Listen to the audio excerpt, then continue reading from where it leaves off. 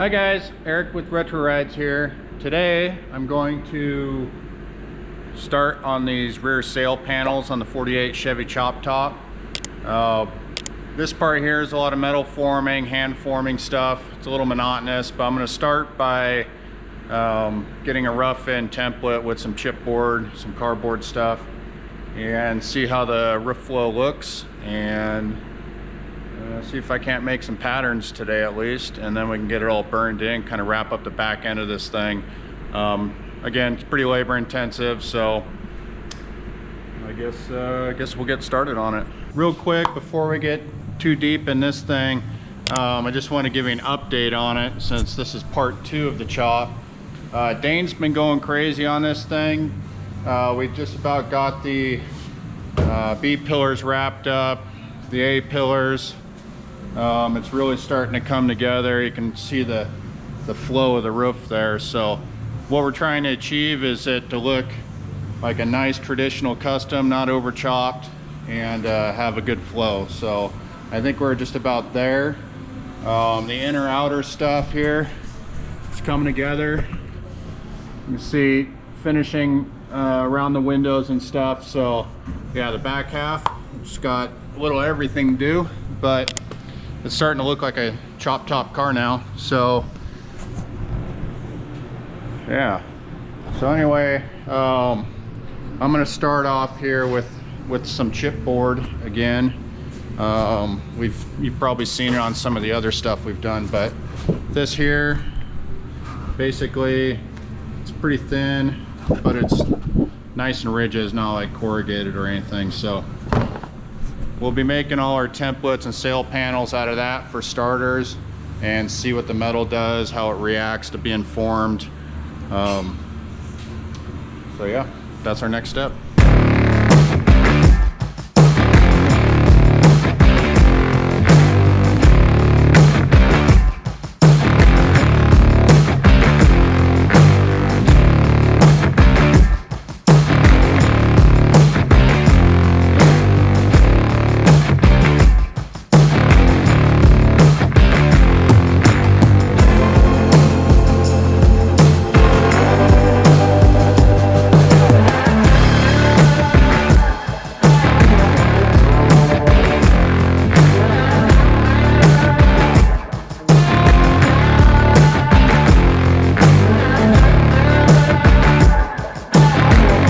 Okay guys, so I just got done wrapping up the cardboard on here. It's just roughed in, but allows me to kind of see what this flow is going to look like on the car.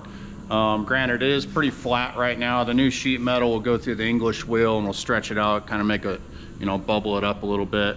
But you can kind of start to see, you know, a little bit of the flow, how it's looking. It's definitely roughed in for sure. But what I did was trim this all out here. Again, it's just kind of roughed in, and I held it in here with the Clecos.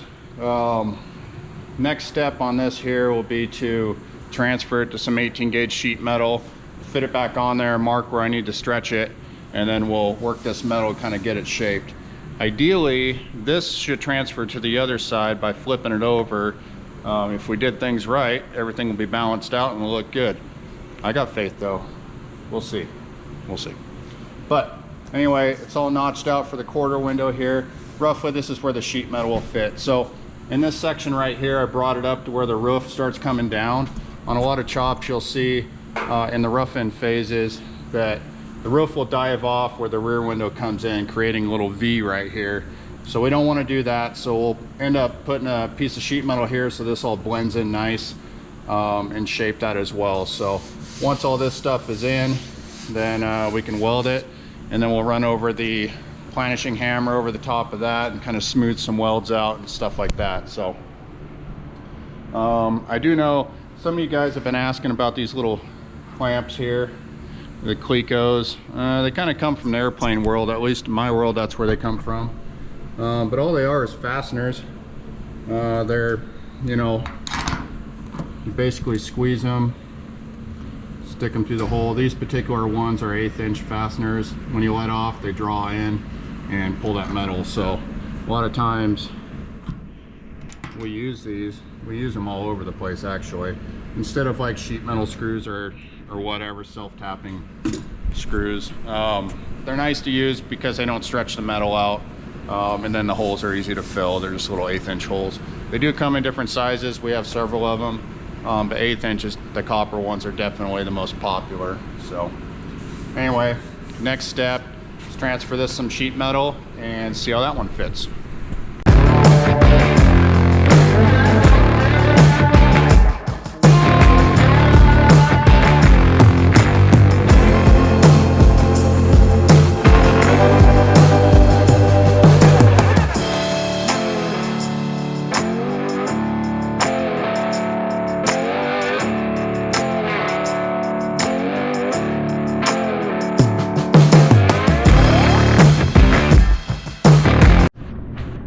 Okay guys, so the panel I got all laid out. I don't know if you can see that or not. A bunch of Sharpie stuff all over the place on it. I drilled all the Cleco holes, basically just copying the template over here, the cardboard one. I'm going to cut it out with a nibbler. Anybody that's ever used one of these things, they're great, but they got shavings that'll get into your shoes and they will never leave. Also, I'll probably cut out some of the flat sections with the cutoff wheel just to make it quicker. Again, we'll tune it all up once we get it kind of in place here. So anyway, we get this thing cut out.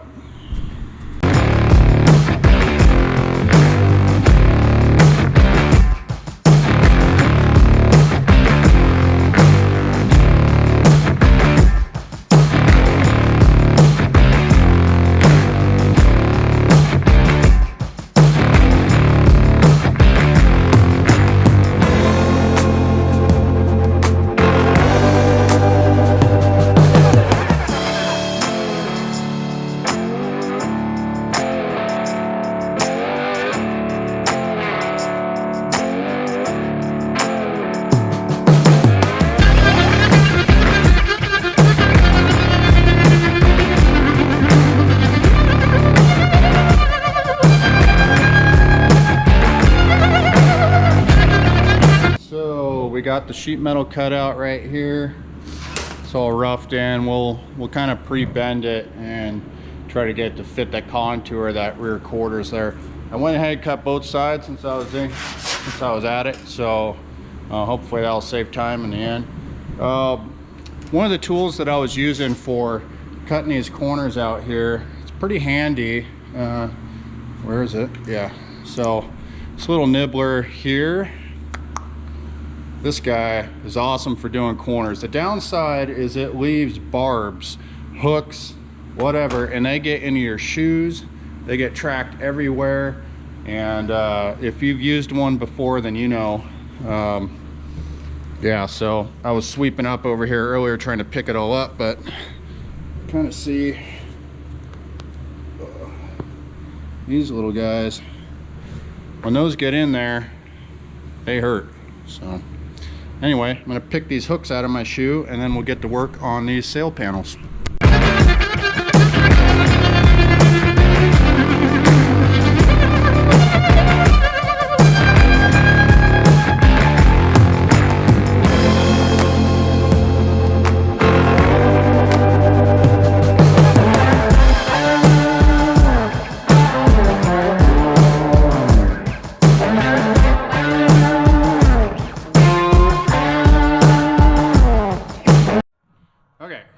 So I've got this thing formed just by hand, folding it around my knee or whatever else to get this bend. Got a little bit of a high spot here and here in these corners there where I overbent it, but we'll work that out later. But yeah, you can kind of see at this point it's kind of taking shape a little bit. I mean, again, this is rough in. We haven't wheeled anything out to get this round. We don't want it flat like it is now. Might be able to see that. But overall, I mean, the car's looking pretty dang good, I think. I'm happy with the flow on everything. Yeah. Anyway, so everything again is roughed in. So we got this side kind of fit. I think I'll go to this side here, fill this big hole here and get it fit. So as you probably already guessed, once we have the metal attached on both sides, we'll make a panel that fit in the middle there. And again, we'll trace it all out. We'll cut all this excess stuff out of here.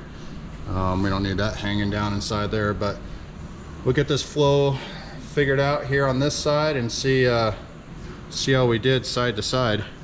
We got a bunch of lead and stuff in here I need to clean out so it tucks in there a little nicer, but yeah, all in all, I think it's coming along pretty good. That side and then that side. Every time I do one of these, makes me wish I had a chop top again. I don't think I do. I don't have a chop. Well, I got a Pontiac, but anyway, these cars are killer.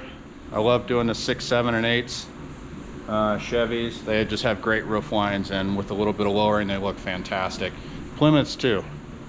Anyway, let's get to work on the other side.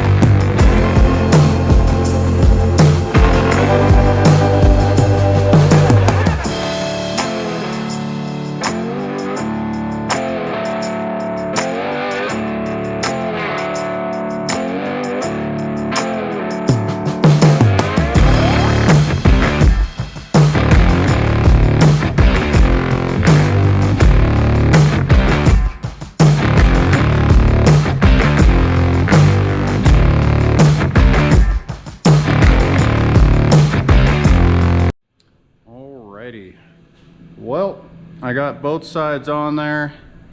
There are a little bit of differences in between, but overall pretty dang similar. Basically all this portion here, you can really see now the difference where the old roof used to slope off into the glass here. So we're going to bring this next panel through there. So we got to build that, and then yeah, but overall it's starting to look like something.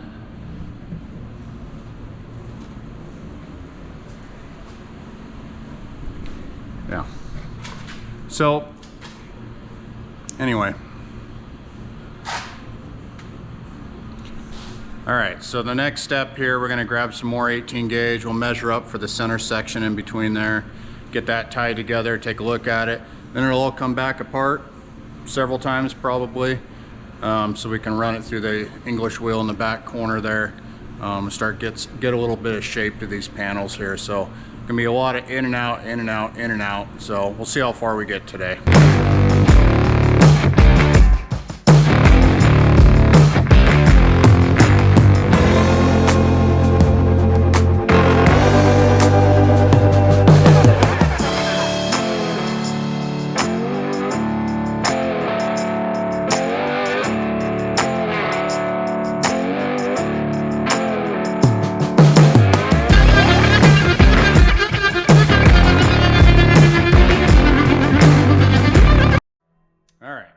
So I got the third piece in right now in the center. We're still going to trim around the edges and stuff around the window, fine tune it. I usually like to leave that stuff last till after the metal's done being stretched around. We'll run it back there on the English wheel and put some roundness in the curves, or roundness in this back sail panels here. The center section I've already done kind of a compound bend on it, and I think it's going to work fine. If you can really see how flat panel meets curved panel. Got this little gap in here. So ideally when we're done, this will have matching curve to it. So it's gonna curve this way, but also around this way. So anyway, a bunch of different things going on. There's some excess down here. It's gonna get cut off when it all gets welded in there too. So again, I like to leave everything kind of big. And yeah. And then around here, we'll trim back for this little detail here in the quarter window area. And then all this stuff through here, we left long when we chopped the roof originally. And we'll shrink it all up so it flows good into this. But after this gets a little bit more curve to it, it'll help tighten that up by itself. So pretty good chunk for today. I think we'll see how far we get. I may call it a day today. We'll see. Okay guys, that's it for day one of getting the sail panels worked over. So today I got everything templated, cut out, and roughed in fit. So tomorrow I'm gonna try getting everything wheeled out and get some contour in those panels so we don't have a bunch of flat panels. And then we'll be ready to start cutting and tacking and welding and get out the planishing hammer and blend all that stuff back in. So a lot of work still to do on the back, but at least it's starting to look like a car now. So we'll see what happens tomorrow.